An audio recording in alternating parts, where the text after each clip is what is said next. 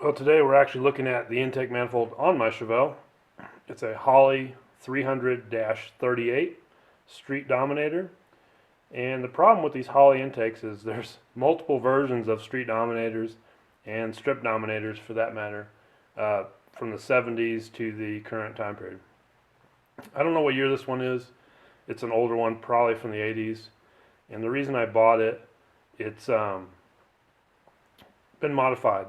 Someone ground off all the lettering uh, and blasted it and made the whole thing a very nice, consistent texture.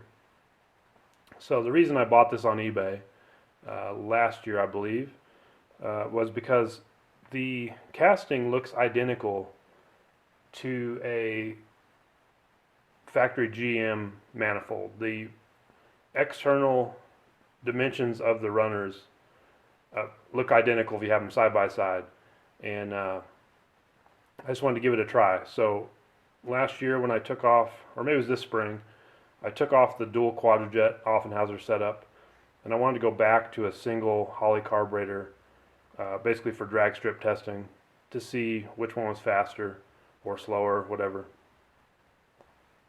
And so I thought this would be a suitable intake that down the road could be painted orange and made to look factory while having a flange that allowed not only a quadrajet but a Holley carburetor to work. So anyway, I bought it on eBay. The manifold's very nice, except for there's actually a hairline crack right here. It doesn't leak or anything. And I don't know if it's cracked when I got it or if I cracked it when I tightened down the intake. I don't know. But the manifold works fine, but the reason I'm making this video, something I didn't know about the manifold, the ports on it are very small, and I can't show you because it's on the car, but they pretty much match up with the old 283 power pack heads. We'll grab one in a second and get a measurement, but the ports on the intake are smaller than a factory iron intake, and I don't know why they made it this way. So it's the perfect intake. If you have a stock 283, this is the perfect intake. You should go buy one. The ports will match up better than any other intake I own, and I have a bunch. So, but if you have anything else post 283, the ports in the heads will be quite a bit bigger than the ports in this manifold. Now I did do some port matching on it before I installed it. Made sure that the roof of the ports matched the heads on the car. But this is going to come off in the spring. There's snow on the ground right now. I'm not really driving the car or running the car. Once it warms up, this manifold's going to come off, and the Holley 750 3310 on there will go back on a different manifold, and I suspect the car will be faster.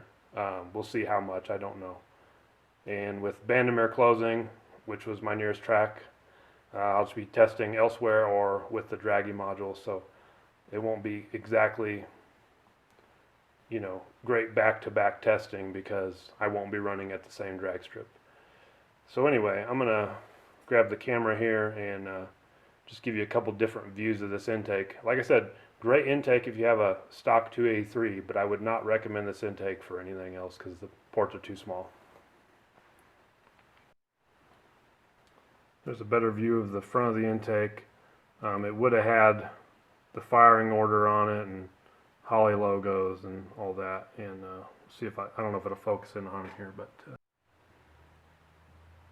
I don't know if you can see that hairline crack or not, but it comes forward from the bolt hole to the front of the manifold. And like I said, it's not leaking, so it doesn't really matter, but it is annoying. So anyway. One more thing to note about this manifold, if you run a Holley carburetor, you need to run some sort of spacer, even if it's just a little 1/8 inch spacer. Otherwise, you will have a massive vacuum leak due to the flange on this. So I'm running a 1/2 inch open phenolic spacer to keep the carburetor cool. But anyway, you must run something with a Holley or you will have a bad vacuum leak at the base. So anyway, that's pretty well sums it up about this manifold, Holley 300-38.